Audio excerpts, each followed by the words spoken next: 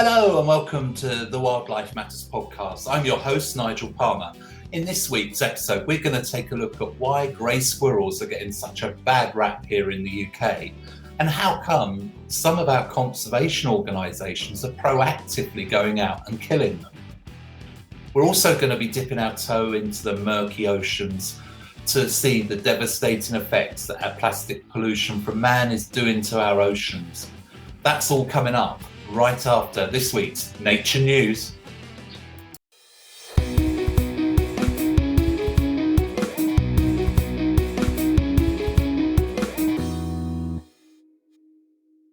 So in this week's Nature News, we're going to be taking a look at the very curious announcement from the Hunting Office last week, in which they are about to launch a new version.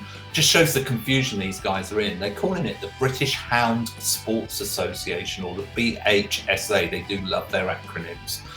And this is supposed to be a governing body overseeing all hunts and making sure they act responsibly and within the law, which is a complete and utter, you know what I'm going to say, but that just doesn't make sense. Looking at their press release that came out from Andrew Osborne, who is the current chairman of the Master of the Foxhounds Association, he said that in explanation that the British Hound Sports Association was a separate new regulatory body to administer all regulation and disciplinary matters for members and member hunts according to the rules set by the BHSA, which will be called the Hound Sports Regulatory Authority. The new constitution and rules for both organisations have been drawn up and will be presented to members. They're also pleased to announce, I can't believe that this is so factual, but that their first ever chairman will be William Viscount Astor, and that just has to be a joke because he is David Cameron's father-in-law. He's also a former master and chairman of the Old Berkshire Hunt. Viscount Astor is said to be delighted to have taken on the role, which will be broad and inclusive, working to improve accountability, transparency, and the confidence in hunting activities and increase recognition of the immeasurable contribution hunts play in the countryside. Can you believe this rubbish? We also hope you agree he will make a great chairman. Yes, I'm sure there'll be a laugh a minute. Will fulfil for 3 years along with Andrew Osborne and Matthew Higgs as joint chairman. The current hunting associations will continue to manage the kennels, stud books and support good hound breeding and play a key role in assisting at a regional level. However, they will no longer be directly responsible for the governance of the hunts, kennels and hunting activities. The goal of this new organisation is said to be working hard on the protection, promotion and preservation of the sport we love. Hunting is not a sport, it's a cruel and barbaric way of killing animals that's so archaic. And they also state that they're ensuring it has a place in the modern countryside. Well, once again, we can't disagree with that statement anymore. Hunting has no place in anywhere, let alone in the British countryside. Remember, hunting was outlawed under the Hunting Act way back in 2005. And yes, we all know it continues. For them to blatantly stand up and announce this in 2022, and it's only, we all know why, it's because the Hunt Sabs exposed the webinar of the Hunting Office and people have, there were people convicted, there are people who should have been convicted that still haven't been, and where they were actively and caught out flouting the law and telling the hunts how to evade the law and to con our police force. I mean, what sort of people are they? Apart from the monstrous killing of wild animals just for their so-called sport and pleasure, they're liars, they're deceitful, and they're trying to pull the wool over our eyes once again with this. So we'll be monitoring what happens in following this AGM and coming back to this no doubt in future Nature News. But let's just make one thing clear, anything that comes out of the Hunting Office is not to be believed. That's been this week's Nature News, and coming up next we're going to dip our toe into the oceans and have a look at the devastating effects of plastic pollution.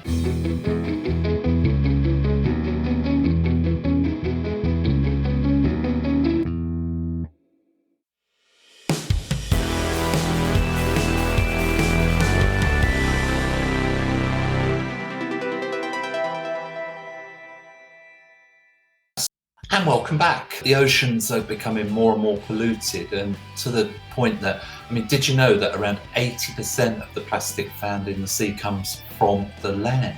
So how does it get there? Well, plastic is light and it doesn't degrade, so it can enter our water sources in so many ways.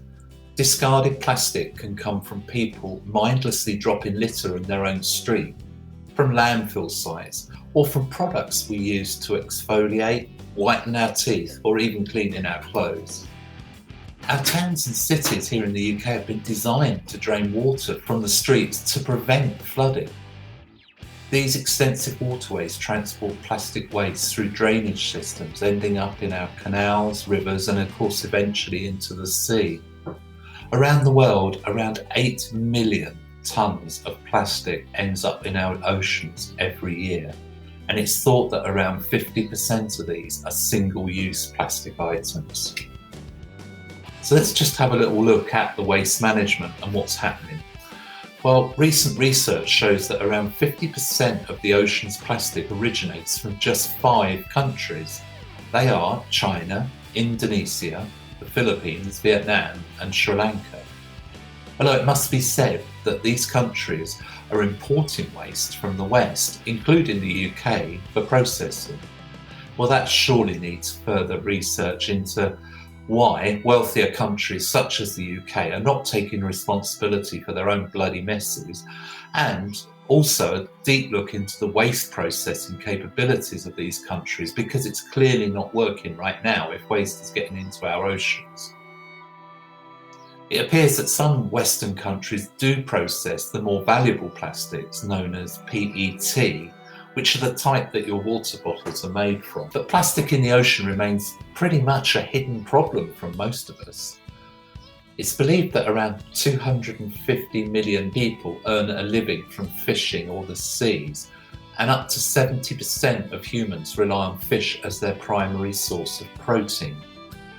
In a marine environment, plastic is capable of absorbing harmful toxins from water and concentrating the toxic levels of chemicals such as PCBs, PAHs, and DDT. And yes, that is the insecticide that was banned in the 1970s. The plastic is in the oceans, coming up through the plankton and making its way up the food chain. Ultimately, it's coming into us. And it's not just plastic we can see as a danger to us. Plastic is broken down by wave action and UV light into small microplastics. Microplastics are eaten by filter-feeding plankton, which is near the bottom of the food chain, but the effects lead throughout the food chain and ultimately to us humans.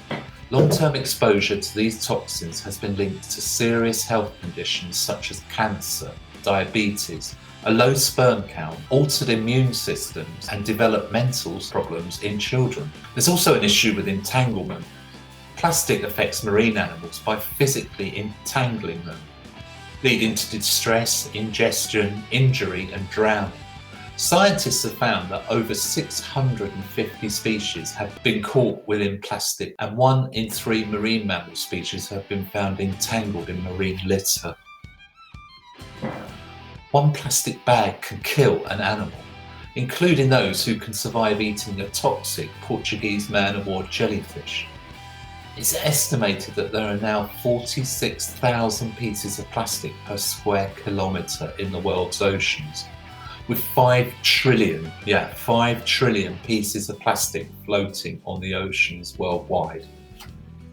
Scientists' estimates repeatedly show that the concentrations of plastic are increasing, with an average density of 9.8 kilograms per square kilometre. This plastic can be mistaken for food. Around 500 species of marine mammals have been known to either have eaten or become entangled in plastic. This includes seabirds, many of whom feed their chicks plastic after mistaking it for food. Whales, dolphins, seals, turtles, and many species of fish have also been found to contain ingested plastic. Turtles are known to have been affected by plastic litter in a range of ways. You see, turtles use sight and scent to select their prey, and often mistake plastic as prey as marine plastic can look and smell like natural prey. Research has shown that plastic found in the digestive tracts of turtles differs between species depending on what they feed on. Scientists estimate that there are between 1,000 and 3,000 tonnes of floating plastic in the Mediterranean at any one time. If a turtle accidentally ingests plastic, it not only makes the animal feel falsely full, leading to possible starvation, but it can leave internal injuries leading to infection. The presence of plastic in the digestive tract can also affect the animal's buoyancy. Turtles entangled in floating plastic are subjected to increased drag when swimming, leading to possible starvation or drowning. Litter on the beach can also be a hazard to turtles. Female turtles come to the beach every year to lay their eggs, and their emerging hatchlings become entangled in plastic and other waste on their journey back to the sea. The discarded plastic can even affect turtles before they hatch from their eggs. As the sex of turtles is determined by the temperature of the nest during development, the build-up of litter on the sand could affect the temperature of the nest, leading to an unnatural sex ratio of the hatchlings. Whales and dolphins are also affected.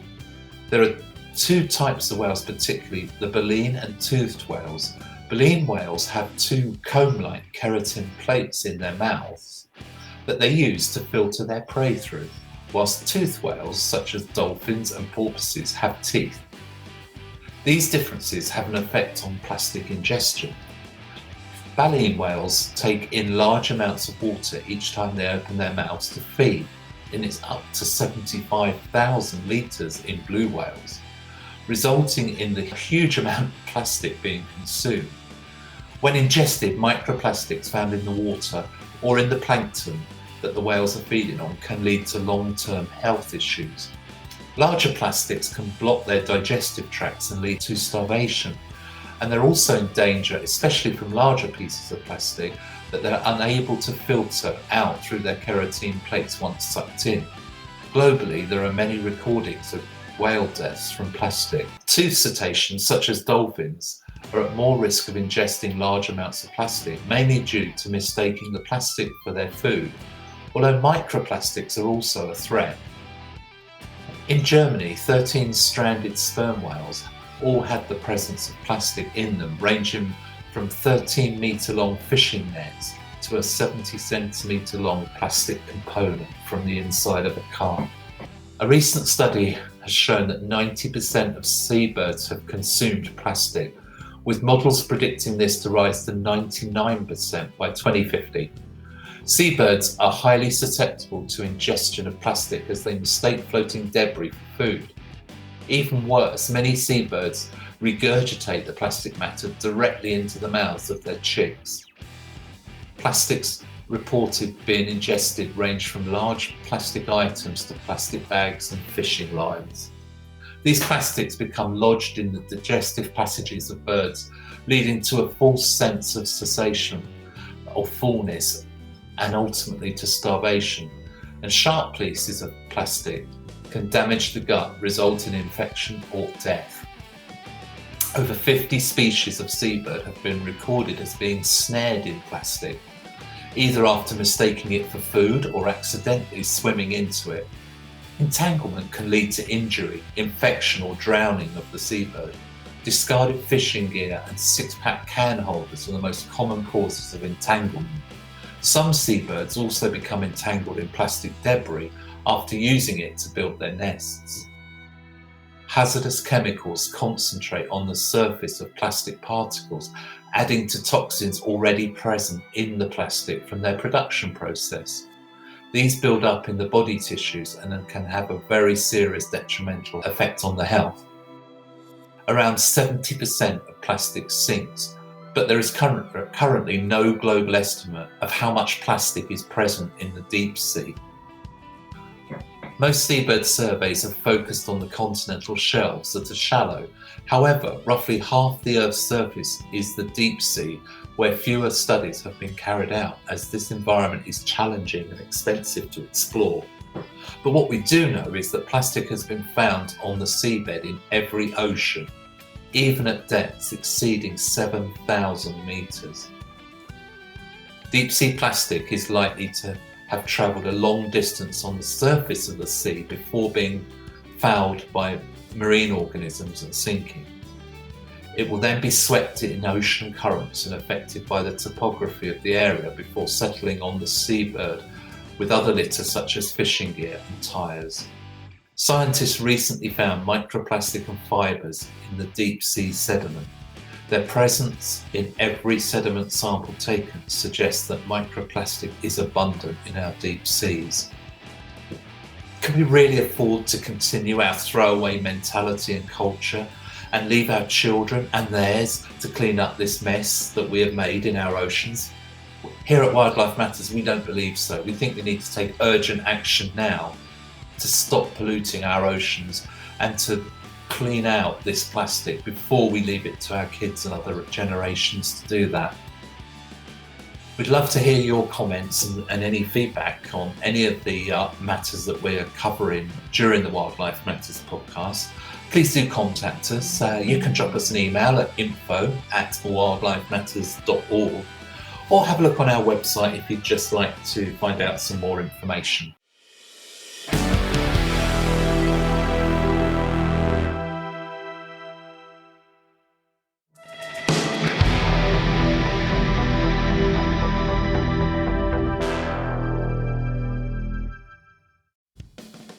And welcome back. So this is the part of the Wildlife Matters podcast where we really want to hear from you.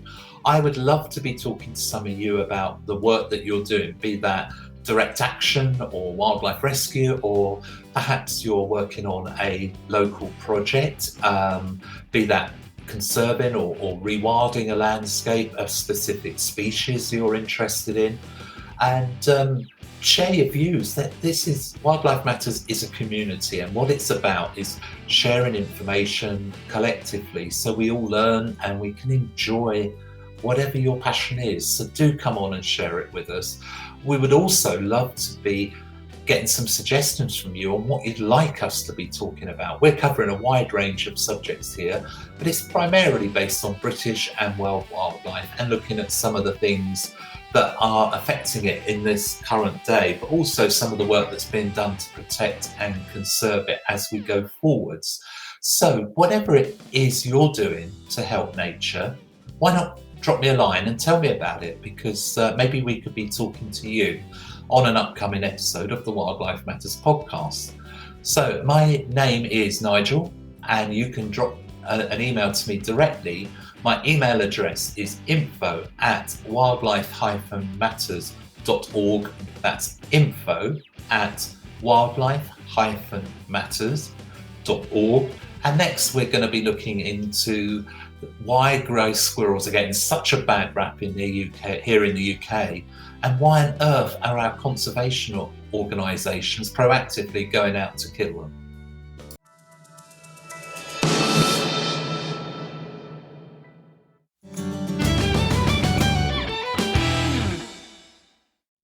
And welcome back. In this week's Wildlife Matters investigate why grey squirrels are getting such a bad rap here in the UK, and what some of our conservation organisations are doing about it. And I think you'll be quite shocked. So, like most of us like squirrels. I mean, they're entertaining to watch. They're fast, dexterous, bushy-tailed.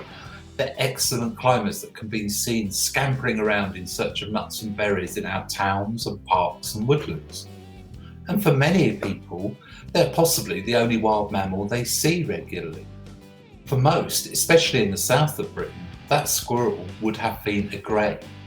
Greys have successfully colonised our urban and country landscapes in the 200 years since they were introduced into the UK by the Victorians as a novelty to add interest to their country estates. So why are many of our best known conservation charities busily campaigning to save the reds? We hear scary talk of small strongholds of red squirrels courageously holding out on small land boundaries and even islands. We're told that our native squirrel is outcompeted by the non-native read invasive, greys, and is on the verge of extinction. We're told that the greys have driven our native reds from their home ranges by being bigger, faster, and carrying a deadly squirrel pox virus, as if it's like a weapon that they can deploy when a red squirrel. How strange. Grey squirrels seem to provoke the strongest of reactions from animal-loving Brits. They have all the characteristics of animals that we tend to love, and yet they are actively persecuted by our conservation charities. They're often referred to as tree rats and have recently been added to the invasive species list in England and Wales. This means that an injured grey squirrel can no longer be taken to a wildlife rescue for help. If it is, they are required by law to euthanise it, irrespective of the prognosis. So let's have a look at some of the claims of the conservation charities. The red squirrel is in trouble and is facing extinction in parts of the UK. Well, deforestation for agriculture, fuel and war caused red squirrels to become extinct in Ireland and South Scotland as early as the 18th century, and rare in the Scottish Highlands by the early 19th century. Reds were introduced to Scotland from England, and in 1793 Scandinavian red squirrels were brought in to save the species. In 1837, 20,000 imported red squirrels were sold in London. Many of those escaped into the wild. The grey squirrel is widely accepted as the main reason for the decline of the red squirrel over the last century. Boosted by the reintroduction of foreign reds and by a massive reforestation of conifers replacing the broadleaf woodland, red squirrel numbers recovered rapidly and by the late 1800s reached peak numbers, although at that time red squirrels were claimed to be a plague proportions. Hence they were slaughtered in their hundreds of thousands as woodland pests, who strip bark from trees, steal eggs from birds' nests and raid gardens. This all sounds so familiar. Between 1900 and 1925, red squirrel numbers declined drastically under human persecution, which in Hampshire's New Forest officially ended only in 1927. A quote about red squirrels highlights our fickle relationship with squirrels in general. It says, "It invades gardens and will take peas from their pods as cleanly as a man. In spring it turns carnivorous and eats eggs and young birds. It damages trees by biting bark and preventing the flow of sap." The source was The Natural History of Animals by George Jennison, who was the curator of the Bellevue Zoological Gardens. Another claim is that grey squirrels compete with red squirrels for food and shelter. Well, there's some truth in this. Both reds and greys eat nuts and berries and share the same habitats. In truth, greys are better adapted to broadleaf woodlands than reds, who are more arboreal and are more suited to pine and coniferous plantations. Another claim is that grey squirrels carry squirrelpox virus and transmit this to the reds. Once infected, the red squirrels die of starvation or dehydration over a week or two. Okay, so squirrelpox is a very emotive name, and this statement infers intent on behalf of the grey to transmit its deadly disease. This may be particularly relevant with our current experience of COVID-19 that can be transmitted between people who do not have any symptoms of the virus. Okay, so the correct term for squirrelpox is parapox virus. It affects both grey and red squirrels. It is often alleged that greys carry the disease but are immune to the virus, but that's not true. What is true is that whilst both reds and greys carry parapox virus, the larger, stronger greys have developed some natural resistance to the virus, and it is rarely fatal to them. The parapox virus is fatal to nearly all reds. Both species do suffer the same horrific effects of pox scabs forming, usually around their rear legs and genitals. This may sound familiar to you right now, as many more of us are aware of the impacts of a virus on a population due to current events. Grey squirrels very rarely die from this disease, as their population has developed some natural immunity, having been exposed to the virus for many years. In sharp contrast, there are known red squirrels that have developed immunity to the virus, and the mortality rate for an infected red squirrel in the wild appears to be 100%, most dying within 4 to 5 days of becoming infected. Recently, there has been some anecdotal evidence on resistance to squirrel pox in the red population, including the finding of a healthy red squirrel with antibodies to the virus in Cumbria. However, the mortality rate is still considered severe and certainly capable of local extinction of red squirrels in areas that succumb to the disease. It is quite clear from the research in the first half of the 20th century that parapox virus was endemic in the red squirrel. A paper by Middleton in 1930 clearly indicated clinical symptoms of the disease in red squirrels, and further noted that these symptoms were seen in red squirrels which had not come into contact with grey squirrels. In fact, out of the 44 districts where red squirrels were affected between 1900 and 1920, only 4 had grey squirrels present. Okay, so it's clear that parapox virus is an aggressive, fatal disease that is species-specific to squirrels. It is also only recorded in the UK, but it is not present throughout Europe, where reds and greys live together in mixed populations. This appears to be a UK-only issue, but no one is asking the obvious question of why. Grey squirrels now occupy much of the UK, but conservation management enables red squirrels to survive in some places.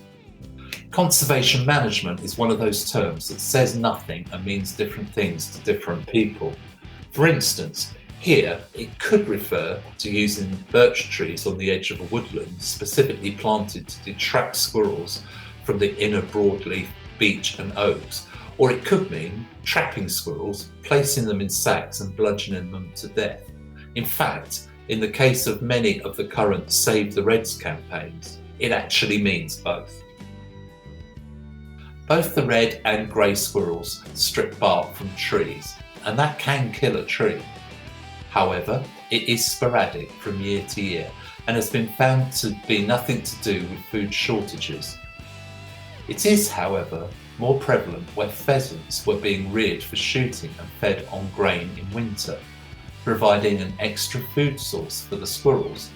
You would think that a researcher would be keen to follow up on such a hypothesis, but we have been unable to trace any such scientific research. Compared with the destruction of trees by human beings, damage from squirrels is totally insignificant, except for some mostly aesthetic flaws in high-value trees that are grown for more than 100 years to become top-quality furniture. Whilst habitat management is used to protect red squirrels, this alone hasn't been enough to stop their decline, so additional measures are required to save red squirrels from extinction. So conservation management has failed, and for additional measures, please read culling.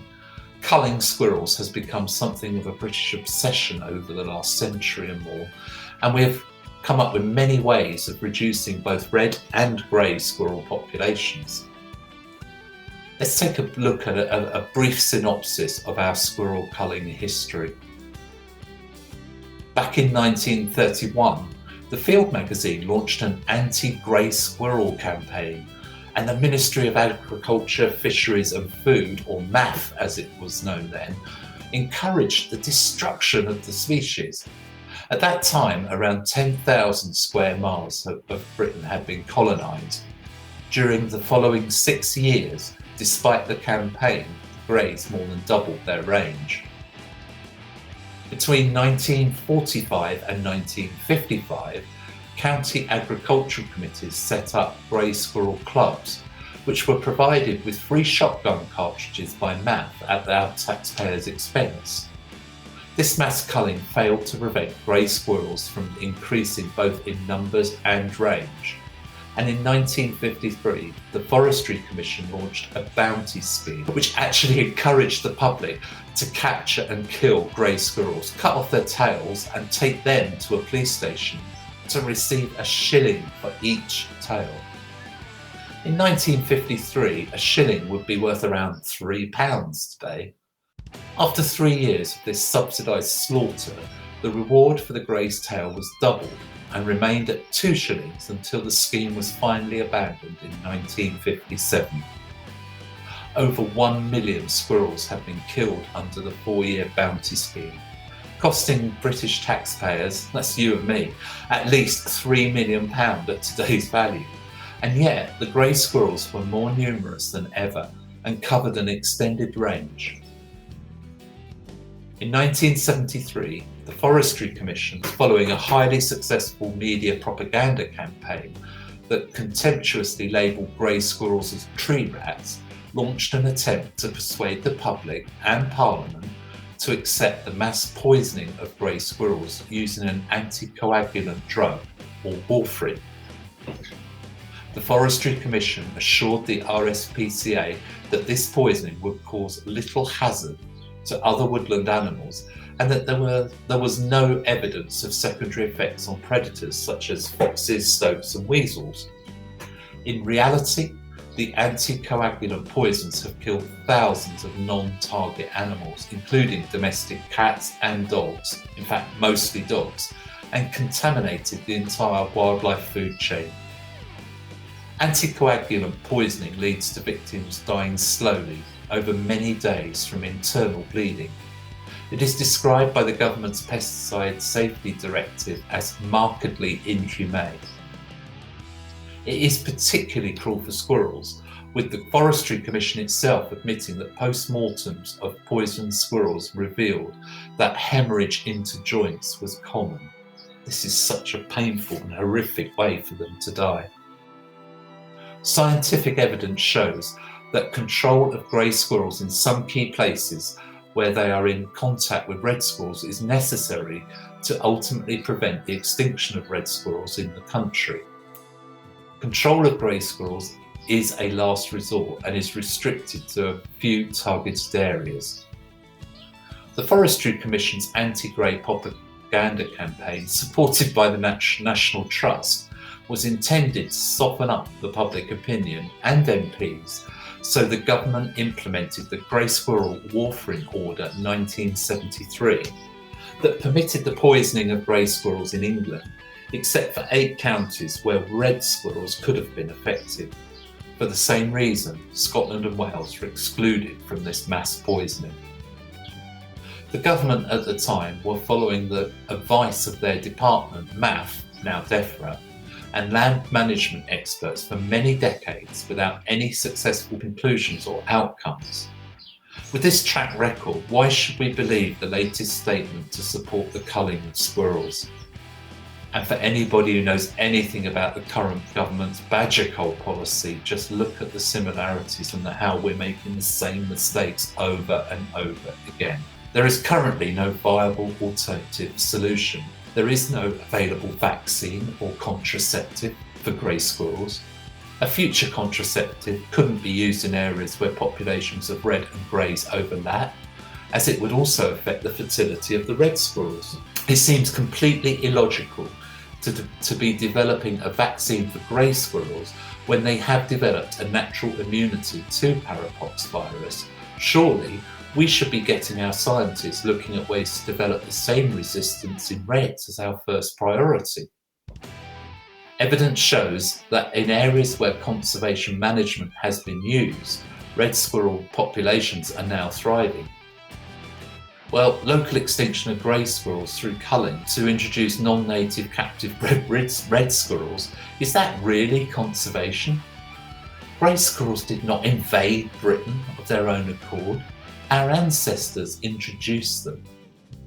Grey squirrels have no control over the parapox virus that they carry, nor do they intentionally pass it on to the reds. Grey squirrels are not guilty. What they have done is become very effective in colonising areas where reds are no longer present. Grey squirrels are not predatory to reds. They simply do what they do, which is to be grey squirrels.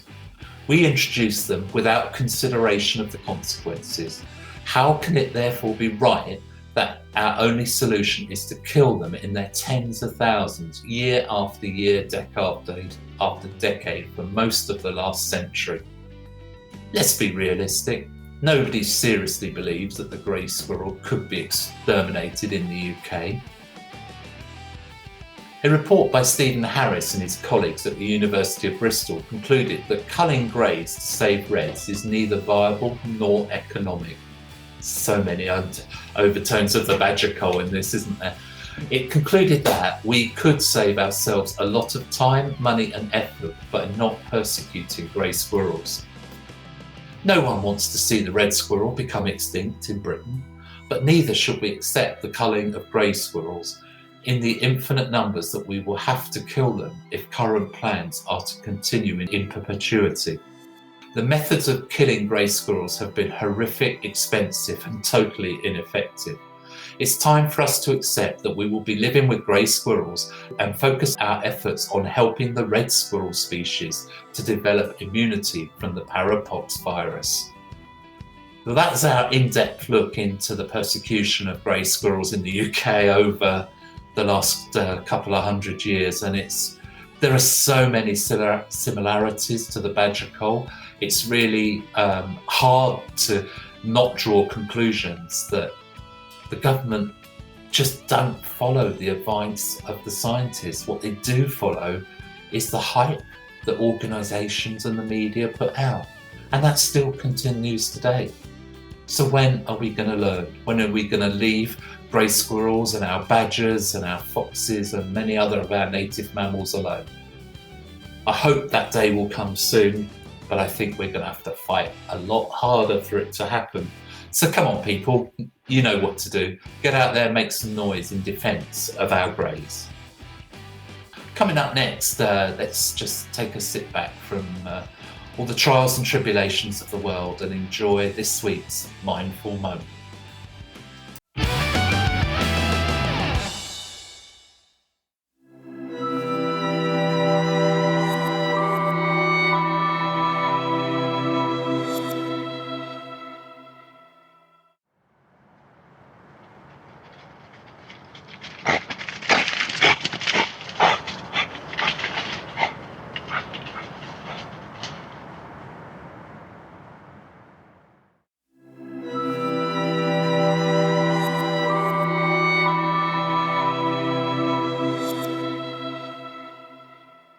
So, how many of you recognise the snuffling noise of a badger going about its nightly business? How adorable. I really enjoyed that. I hope you did too. We're getting quite near to the end of episode 2 of the Wildlife Matters podcast. But on next week's podcast, we're going to be looking into the trail of lies that is trail hunting, and also looking at one of our favourite nocturnal mammals in the very sleepy world of the hedgehog. I do hope that you'll join me again next week on the Wildlife Matters podcast. But for now, this is me, Nigel Palmer, Wildlife Matters, signing off.